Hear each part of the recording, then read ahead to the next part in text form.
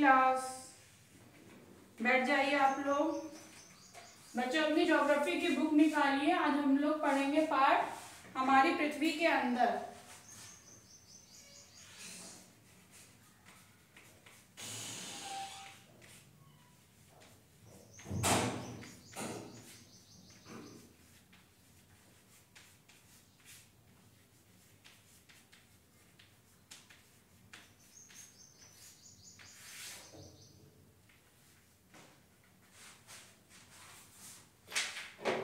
सारे बच्चों ने किताबें खोल ली हैं? ठीक है, ध्यान से सुनिएगा। हमारी पृथ्वी के अंदर, हमारी पृथ्वी एक गतिशील ग्रह है। इसके अंदर एवं बाहर निरंतर परिवर्तन होता है रहता है। क्या आपने कभी सोचा है कि पृथ्वी के आंतरिक भाग में क्या है?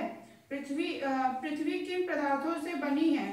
पृथ्वी का आंतरिक भाग एक प्यास की तरह, पृथ्वी भी एक के ऊपर एक सकेंद्रीय परतों से बनी है।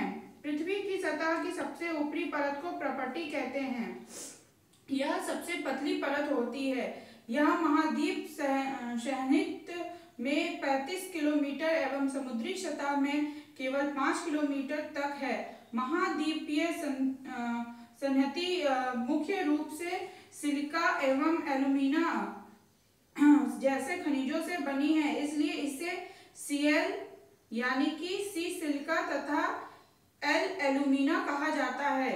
महासागर की प्रपटी मुख्यतः सिलिका एवं मैग्नीशियम की बनी है, इसलिए इसे सीमे यानी सी सिलिका तथा मैग्नीशियम कहा जाता है। प्रपटी के ठीक नीचे मेंटल होता है जो 2900 किलोमीटर की गहराई तक फैला होता है। इसकी सबसे आंतरिक परत क्रोड है जिसकी त्रिज्या लगभग 3500 किलोमीटर और यह मुख्यतः निकल एवं लोहे की बनी होती है।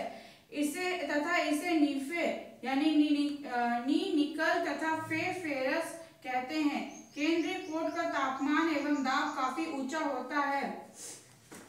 शैल एवं खनिज जो पृथ्वी की प्रपटी अनेक प्रकार के शैलों से बनी है। पृथ्वी की प्रपटी बनाने वाले खनिज पदार्थ के किसी भी प्राकृतिक पिंड को शैल कहते हैं। शैल विभिन्न रंग, आकार एवं गठन की हो सकती है। मुख्य रूप से शैल 3 प्रकार की होती है: आग्नेय शैल, अवसादी शैल एवं कानियंत्रित शैल।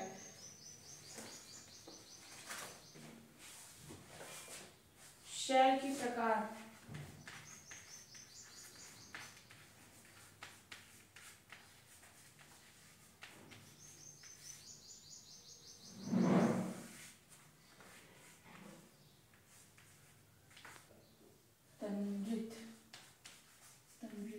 शैल।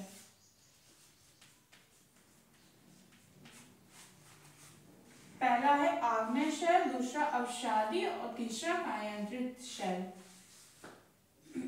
द्रवित सब लोग अपनी कॉपी में नोट कर लीजिए।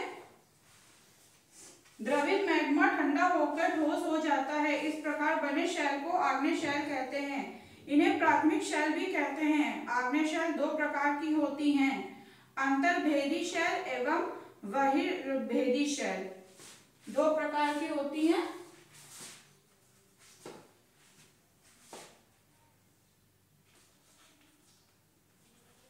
अंतर्भेदी शैल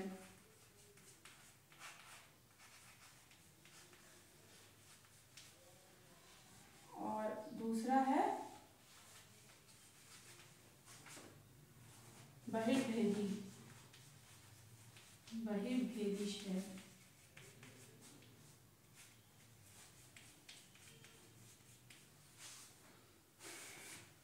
क्या आप ज्वालामुखी से निकलने वाले लावा की कल्पना कर सकते हैं? वास्तव में आग की तरह लाल द्रवित मैग्मा की लावा ही है जो पृथ्वी के आंतरिक भाग से निकलकर सतह पर आता है। जब द्रवित लावा पृथ्वी की सतह पर आता है तब यह तेजी से ठंडा होकर ठोस बन जाता है। प्रपटी पर इस प्रकार से बने शैल को बहिर्भेदी शैल कहते हैं।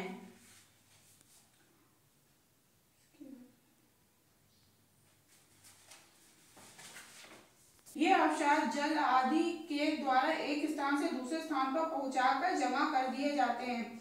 ये अधरण अवसाद दबकर एवं कठोर होकर शैल की परतें बनाते हैं। इस प्रकार के शैलों को अवसादी शैल कहते हैं। उदाहरण के लिए बलुआ पत्थर रेत के दानों से बनता है। इन शैलों में पौधे, जानवरों एवं अन्य सूक्ष्म जीवाणुओं जो कभी इन शैलों से पर रहे हैं के जीवाश्म भी हो सकते हैं। आग्नेय एवं अवसादी शैल उस ताप पर एवं दाब के कारण कायांतरित शैलों में परिवर्तित हो सकती है। उदाहरण के लिए चिकनी मिट्टी स्लेट एवं चूना पत्थर संगमरमर में परिवर्तित हो जाता है। ठीक है सब लोग, रफ कर दे रहे हैं।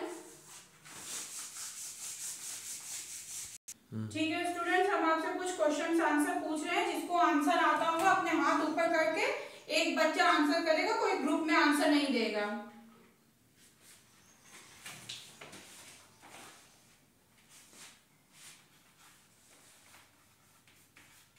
सही उत्तर चिन्हित कीजिए।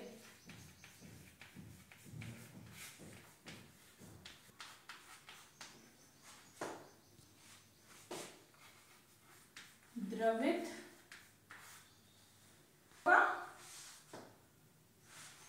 आग्नेय शैल। ठीक, गुड, बैठ जाइए। आग्नेय शैल।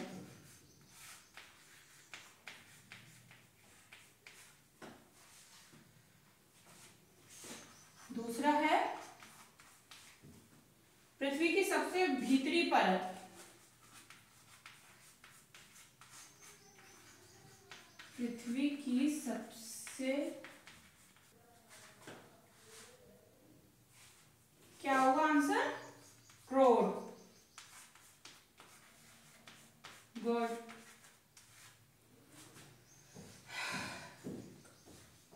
तीसरा शैल जिसमें जीवाश्म होते हैं। शैल जिसमें, किस शैल में जीवाश्म पाए जाते हैं?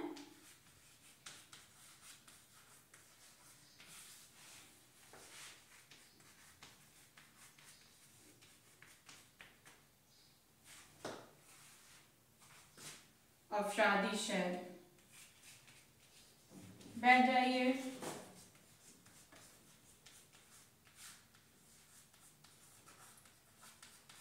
सभी बच्चे अपनी कॉपी में नोट कर लें। सारे बच्चे अपनी डायरी निकालें, होमवर्क नोट करें।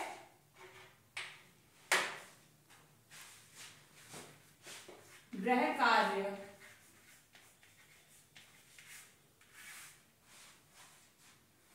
पृथ्वी की तीन परतें क्या हैं?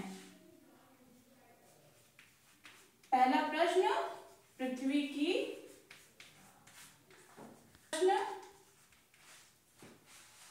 शैल क्या है?